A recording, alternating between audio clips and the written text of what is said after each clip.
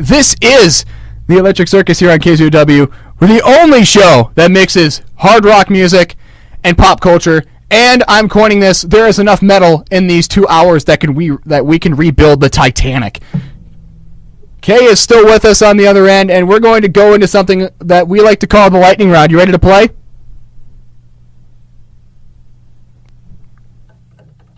You still there? Yeah. I turned up the wrong slider.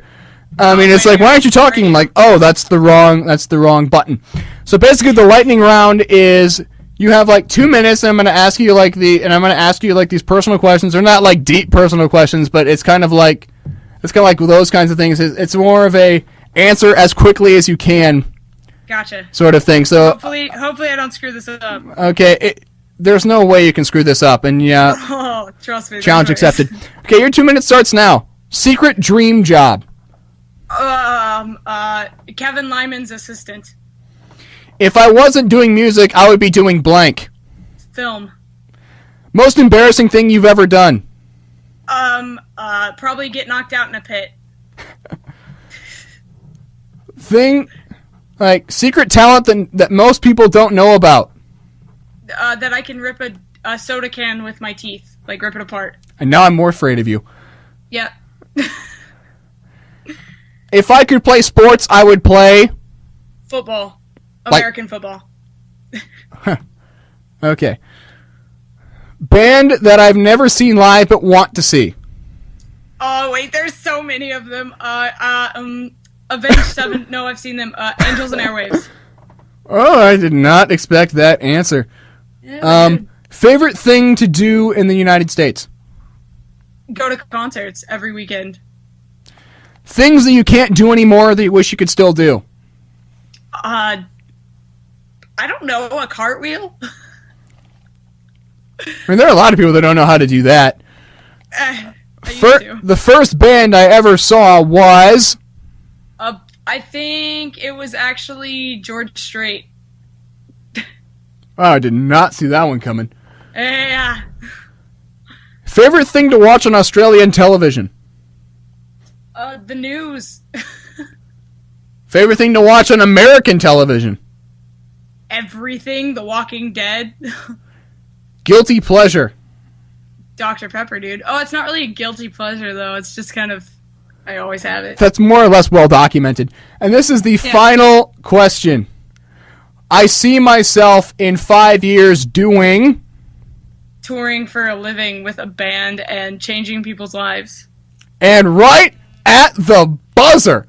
She got it. Count it. And the foul. And I dropped my phone. I'll pick it up in a second. It's okay. It's one of those old flip dinosaurs. It's borderline indestructible. You could spike that thing on the ground. It won't break. Oh, it's one of the brick phones. I wouldn't say it's a brick. It's more of an old Samsung flip. It's not the iPhone where it'll crack. Where it'll crack in no time. And you did... One of the things that is interesting is that you also... You do music covers, which is primarily what people know you for. Yep. You've also done skydiving, which I would never do because I'm terrified of heights. You also did a documentary on dogfighting and a pit bull. It was a Rottweiler. Rottweiler. I mean, tomato. How did you get involved with that? Was it something that you wanted to do, or was it something you were approached to do? Which one, skydiving or the documentary? Either or. Well, skydiving, I just wanted to intern somewhere because I study at a film institute, and you have to have work experience, and so I figured, oh, why not go to this skydiving place and try that? So my mom, she set up, like for my high school graduation present, she set up a skydive day, and so we went to the drop zone in Dubai, and I met a guy there, and he was a former race car driver who now skydives because that's what he wants to do. He just wants to jump out of planes all day, every day. That guy's too extreme. Yeah. So he gave me some of his footage from his GoPro, and he was like, edit this together, and I'll try and get you a job. And so I did, and I didn't want to get paid for it. I just wanted to learn how everything worked. So I kind of interned there for a little while. And as far as the documentary goes, I've always loved seeing documentaries, and I've been inspired by a lot of different filmmakers that do make documentaries. And we had a particular course where you had to find something and make a documentary on it. And this guy with his Rottweiler lived in my building, and the second I heard the story of what happened to him, I knew that was my topic for my documentary. So is your building, do you live in like an apartment complex? Is it more of like a duplex, or is it? Yeah, it was just a high-rise apartment complex. And so this guy has this like Rottweiler in this little tiny apartment, but he made it work, and the dog was actually okay with that. So it's like most of like the dogs that like come from dogfighting have like this incredibly vicious, violent background. Were you afraid to be around him? Was he nice to you? Did it take a little bit for him to get used to you? Like, what was your relationship with him? I think that I'm like part dog in a way, because every time I see like a dog, and even if it's like one of the vicious, ferocious dogs, or a dog that is known to not come up to people, it's always different with me. So immediately this dog kind of like walked over and he sat right next to me, and like he's a big dog, and so when he leans against you, it's like a lot of weight. And so immediately I pet him, and I was like, your dog is amazing. How did you get him? Okay, and you also did a video where you were standing next to a cheetah. Yep. How terrifying is that? I mean, this thing is like, I'm not going near a cheetah because I am terrified that thing is going to like eat me. I mean, it's like, how was that standing next to a cheetah? I'm pretty sure I should have been more afraid than I actually was, because in the Middle East, it's known that people that are from there, that are local, if you will, they have these exotic pets, and like the prince has a zoo in his backyard. Seriously, the prince of the country, and he's got like giraffes and hyenas and whatnot. But when this guy pulled up in his Range Rover and I saw there was a cat in his car, I was like, this dude has a cheetah driving, or like he's riding around in a car with a cheetah. And I walked over and I was like, could I pet your cat? And he was like, yeah, go ahead. It was an amazing experience, but I hate seeing that these wild animals are just kept as domestic house cats, because obviously they need somewhere to run. They're cheetahs. Like, it's crazy. I mean, what are you going to do with them? If you leave them out the wild, then they can just start eating pets, and they could just eat people. I mean, you got to do something with them. But well, yeah, but I mean, like they import these cats from Africa. Okay, now that part I didn't know. Yeah. All the animals they just pay a lot of money. They get them, and then if they do something wrong, if they like, I don't know, rip your arm off or do something wild, they dump them at like a pet store, and the pet store has to figure out, where am I going to put a cheetah, and so they give them to the zoo. So that's how all the animals in the zoo got there. And that's what I want to know is like, how are you going to like sell them to a pet store? It's like, are you going to put this disclaimer of like free cheetah and like an asterisk like eight previous owners right hand? I mean, nobody's going to want that thing. And yeah, they just dump them. They off, just like, put them in a pet store. Chain them up. Yeah. That is one serious cat. I mean, okay, you talked about like how you went from like Oklahoma to Dubai like straight after high school.